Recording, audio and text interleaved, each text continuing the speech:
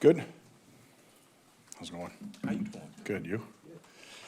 Well, welcome back to Munn. Hope everyone had a great summer. I know it flew by here, and we're excited to get going. Our guys got here July 1st, so we have 9 new players, 17 returning players, and thankful our university supports us like they do. We're able to bring our guys in and then get used to the new guys, the university, going to class, and obviously training. We're not able to be with them, but with our strength coach.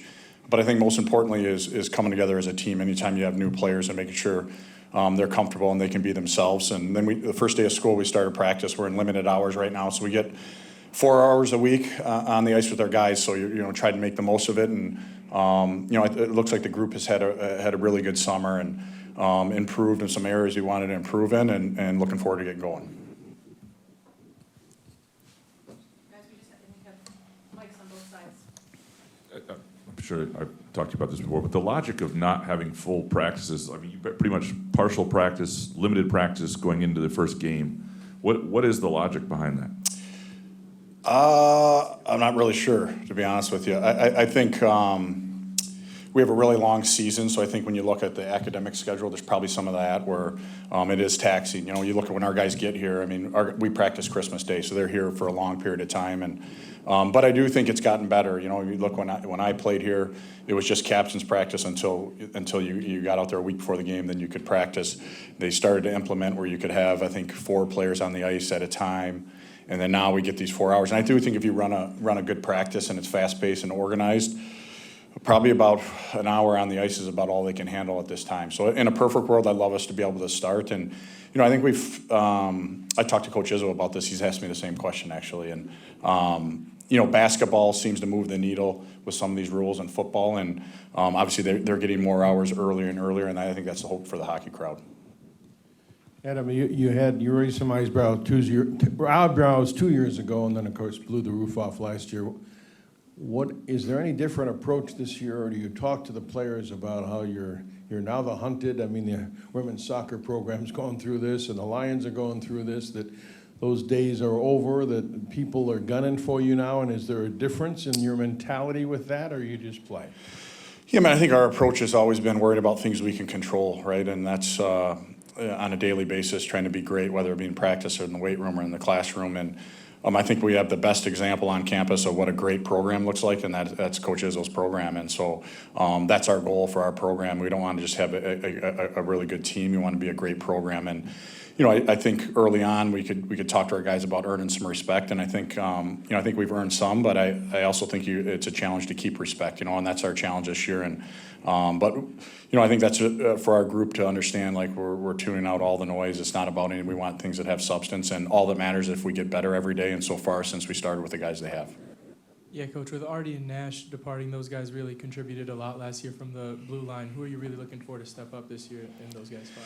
Yeah, those guys did a great job for us, and I think that's you want guys to move on and have opportunity, right? I think that they were a big part of the reason we had the season, but last year's over, and our guys understand that, and I think you look at a couple guys, I think Max Sturbeck has had a really good summer. He came in as an 18-year-old. That's really hard, and I think we can all get mesmerized with Artie, and Artie had a great, he was a pretty unique player, and Max was young, and came in and got better and better as the year went on. Patrick Geary was a guy that was a healthy scratch for first month of the season, and ended up getting invited to the World Junior Camp, ended up being a draft pick in his 3rd year in the draft. So, those are a couple guys back there that we need to take a step. Adam, you probably could have had maybe 3 former guys leave early and go pro, but they decided to come back. What does that say to you, and what does that say about the program that you had guys that could have potentially gone pro but decided to come back?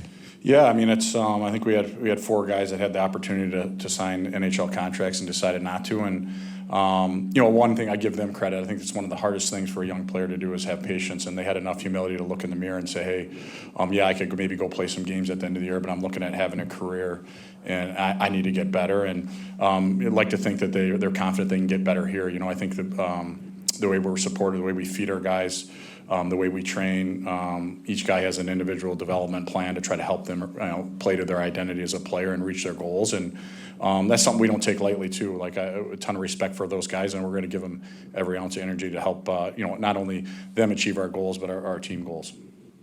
Coach, there's a lot of new faces, obviously, in the new year. Are you, as the head coach, kind of looking at it like, how do we fill the spots that we lost, or is it like building a whole new team? I think any time in any sport, I really think that's the head coach's job. Is I think we all love X's and O's and different skill work and all those different things. But I think no matter the sport, it is about making it a team and unifying the group. And that starts with the leadership in your locker room. And that's been our focus here. And it's not necessarily who's replacing who. It's how do we make this group the best they can be. And the guys have bought into that. It's early, right? And I think we have done a good job of establishing how it should be around, the rink here. And but it's up to our guys to keep doing it. So again, we're excited about the group we have coming in. It is a different team, but I think that's what makes it fun. Coach Red Savage, captain of the team this year, voted by the players. What, in your view, what makes him the right captain for this team? He's a senior, but it's only his second year under this program. Yeah, I mean, obviously, number one is teammates trust them. You know what I mean? I think we're around our guys a lot, but we're not on the bus, we're not on the plane, we're not in the weight room every second with them, and we're not back in the apartments with them, and so they really know who the leader is. And I think for me, I think one of the best qualities of being a leader is being genuine, and I really respect that out of Red. Is he doesn't change when I'm around, and I think that's really important. You get sometimes guys that can campaign to be a captain or whatever. He is who he is. He plays the game extremely hard. He plays, winning hockey, and I think he's a great example for our young guys. And then I think the rest of the leadership group, I think that's a strength of our team. It's not just the guys that are wearing letters. I really believe you look at even new guys coming in, the number of guys that have been captains. I mean, Westy was a captain in Des Moines. We had a couple other guys that were captains in the BCHL, and Mikey D'Angelo was a captain. So I mean, we got a ton of leadership on our team, and I think that'll be a strength of ours. Trey Augustine was obviously very impressive as a freshman last year. Where have you seen him grow and take an extra step now heading into his sophomore year? Yeah, he's a little bit stronger. I think he obviously last year, I think he was an 18-year-old goalie, and every other goalie in our conference was 24, so he was young. But some of that strength comes with time, and he's put a ton of time in, and he just looks really sharp right now. And he always has. I think there was an adjustment last year when he came in. He was. It's a different level than he was at, but again, he looks like he's stronger, and he still has that poise. Adam, you bring up Tom Izzo a lot with good reason, and I understand you went to Spain on the trip with them. Was that a donor thing, or did you want to go? And do you preach to your kids about the model that is right next door on this? Yeah, no, we do. He had reached out about going with some friends of the program, and. I'm thankful, not many coaches of his stature, spend time to try to help other coaches improve. And I know that I'm a growing coach, and we have an unreal resource there, and we definitely do. And it means a lot to our guys that coaches follows our team, and he traveled to the tournament, and he's calling me in the morning after games. And but they're well aware of his support of our program, and it definitely means a lot. This is 50 years of Mount Ice Arena. How much value do you place in teaching the guys about the history of this place and the history of this program? A lot, yeah. No, I think if you look around, even the rebranding of the rink, I think that we wanted to make sure we told the story, not only when we have recruits in, but to our guys. There's a big responsibility to do it the right way. And, we had our alumni back this summer. I think it was the most we ever had back for a golf outing. We had 150 golfers. It was doubled up on every hole. And but yeah, and then the 50th year, you think about all the great memories that have been played in here. And what I'm excited about our guys is, again, you look back at how this has kind of gone is, there wasn't a ton of people come to our games, and our guys had to earn that, and it wasn't a handout. It wasn't, hey, we're going to give free tickets to try to make us feel like we have a crowd. This is a real crowd, and to the point where I think students' tickets sold out in 4 minutes, and season tickets are sold out. You're not going to be able to get a ticket to the games, and our guys are proud of that, but now we got to make sure we keep it. Coach, your power play unit was really good last year, but you lose Artie, who's kind of like that quarterback at the top of your top power play unit. Who have you seen step up early? I know it's early on before the season gets started, but have you seen anybody kind of step up and show you some promise to kind of fill that role? Yeah, we've just started to work on that. Again, limited hours, so you're trying to prioritize, and obviously special teams are really important, but we're still building how we want to play and our identity. But I think Isaac Howard's traditionally a player that is very dangerous on the power play, and he had a really good summer. He looks really good. Charlie Strammel's a kid I coached before, and Charlie's one of the best net front players I've ever been around. And I think you want a good power play, you got to have someone that's good in front of the net. And so I think we got a lot of guys, we got a lot of options there, and it'll be competitive for power play time. But I think that's important. Coach, you mentioned Charlie, and him and Nick Andrews are the only two you got out of the transfer portal this year. The rest of the guys coming in, mostly coming in from juniors. So what are you looking for those two with the NCAA experience coming in and bringing to the team? Yeah, well, like Nick's coming from a good conference, and he's played a lot of minutes there. He was a guy that defended hard, and losing Nash, I think a pretty comparable player, and so in some poise back there. He's a guy that has a little bit of ice water in his veins, and then Charlie. Charlie's a 19-year-old hockey player. He's a junior, but he's only 19 years old. So I think there's a lot of untapped, and I think just having the relationship there with him, having coached him for 2 years, knowing the type of person he is, and he's looked good so far, and obviously he's still got to go out and prove it. And I think what I really respect with Charlie is, it was pretty clear when he had an opportunity to transfer, he could go where he wanted, and the message was, Charlie, you got to be better here. Like changing your jersey, that's not going to change this, And he said, no, coach, I got it, and I'm in. So he's got a little fire in his belly right now, which is a good thing. Yeah, Coach, 3 of the 4 guys wearing a letter this year are guys that have been with you since you got this job. How much easier does it make your job, or how good of a job do those guys do in kind of teaching the guys who are coming in and kind of showing them what's expected? No, for sure. I think especially, you're talking about when the guys get here July 1, that's we're not able to be around them, so they're really in there with them on a daily basis and establishing a standard of how we do things. And even Red, I've known Red a long time. When I was at the program, he was there. So I think those 4 guys really understand and embody what it means to be a Spartan, and for our young guys to have a good role models to look up to, and they've done a heck of a job so far. Coach, can you talk about Luka's growth and what it means to Trey to have him as a teammate in practice, the intensity level that he brings, and how that helps Trey, and vice versa? Yeah. No, Luka's a really good goalie. We want healthy competition, and I think Luka's done an unbelievable job. And I don't think Trey has the year he had last year.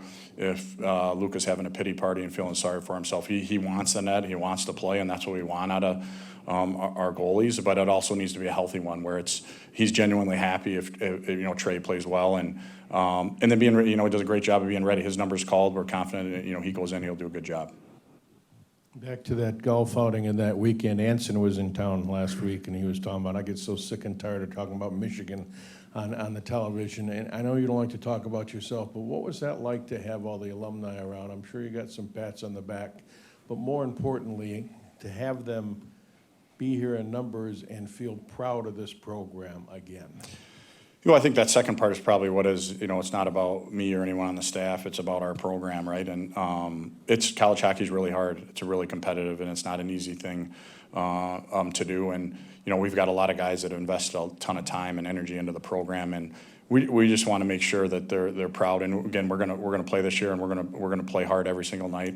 We're gonna play team hockey. Are we gonna be perfect? No, but I want to make sure that like our alums, when they're in rinks or coming to watch us play, that they're proud of the product. And for our staff, we're excited about that. And to have that many guys come back and hang out. We golfed and came back to the rink and hung out, and guys were even talking about making it a longer weekend because so many guys enjoyed the time. And we had a lot of guys that hadn't been back in a long time, and I think that's really important too. As I talked to the alumni about that, is like I understand alumni engagement, but they also need to do their part and get involved, And so we can call you every single day. We're probably not going to be a good hockey team, and finding that balance, And I think our guys have respected that, and the effort they have made to come back has been a lot to us.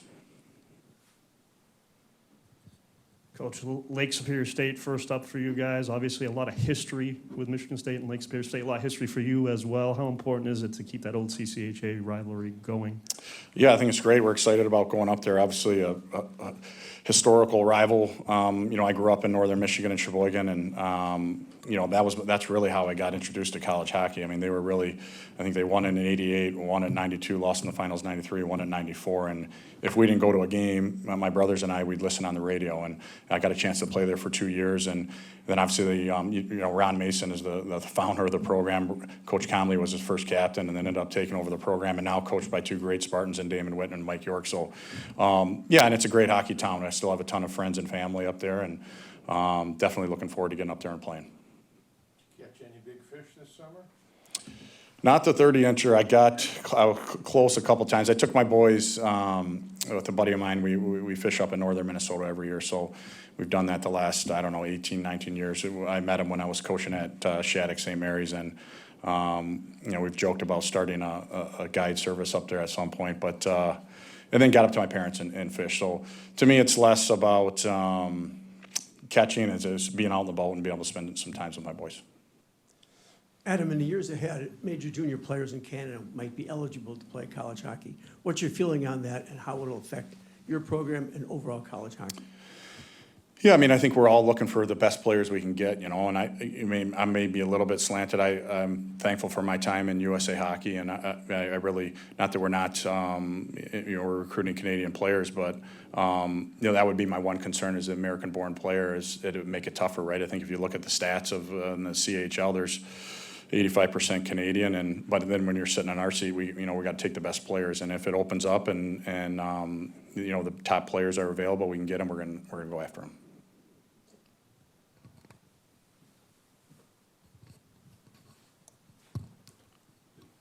There's a lot changing in college sports right now, and whether this House settlement goes through or not could impact college hockey, number of scholarships, how much are you preparing for what could be a different landscape as you're already recruiting kids years down the road? Yeah, I mean, I think if you look at, even since I was able to get the job 2 years ago, how much it's changed, right? There's been a ton of change, and so we're definitely have our finger on it and trying to understand as best as we can, but it's changing all the time. And fortunately, we have a athletic department that is on top of it. They're preparing for it, and so we have a roadmap if things change, but obviously we're waiting on settlements and all those different things. And I do think we want to make sure that with all that said and done, we want to make sure it's a program kids come to because they get better and they want to be part of a great team. And the other things that may be provided to them are awesome, but that is not what's going to make you a really good hockey player. So I think finding that balance for us as a program is important. Any